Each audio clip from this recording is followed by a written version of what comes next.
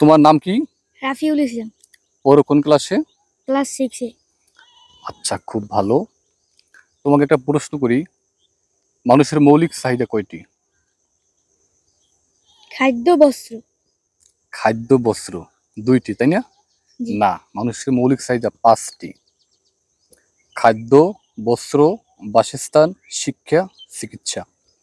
এই পাঁচটি হলো একজন মানুষের মৌলিক চাহিদা। এই পাঁচটি ছাড়া কোনো মানুষ আহ, তার বেঁচে থাকা সম্ভব না।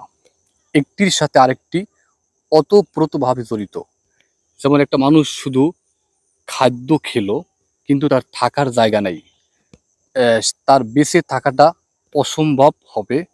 মানে বেঁচে থাকতে পারবে সে কিন্তু ভালোভাবে না। হুম। এই জন্য একটা মানুষের মৌলিক চাহিদা পাঁচটি।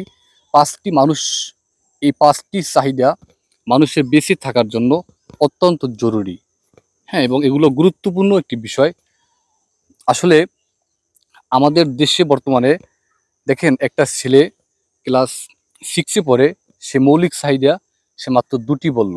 এর মানে সে যে পারে না এমন না, সে অন্য বিষয়ে সে পারদর্শী কিন্তু এই বিষয়ে সে পারে না।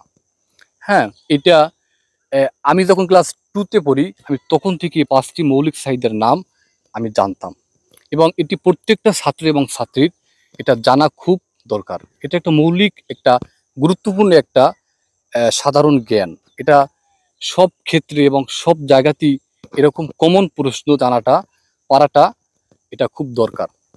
আপনি দেখেন, একটা মানুষের মৌলিক চাহিদা পাঁচটি। এইটা আমি অনেক দেখেছি, intermediate, degree, honours, masters pass, তারাও অনেকে জানে না। তারা দুইটা তিনটা, কেউ চারটা বলে, কেউ বলতেই পারে না। তাহলে আপনি কি শিখছেন? আপনি কি অনার্স মাস্টার্স পাস করেছেন? আপনি মানুষের মৌলিক চাহিদা পাঁচটি আপনি এটাই বলতে পারেন না।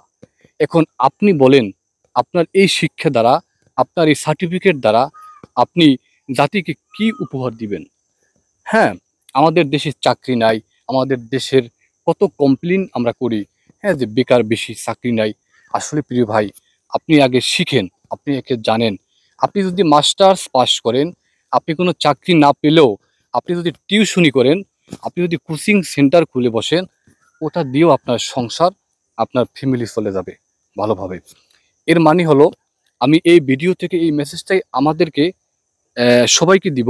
সেটা হলো যে পড়াশোনা করলে ভালো করে করার মতো কিছু জানার উদ্দেশ্যে, যে না, আমি আমি জানবো, আমি শিখবো, আমার এই শেখাটা, আমার জানাটা আমি জাতির কল্যাণে আমি ব্যবহার করব।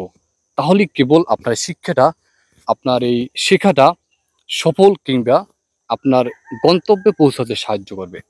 আজকের ভিডিও এখানেই। আল্লাহ হাফেজ।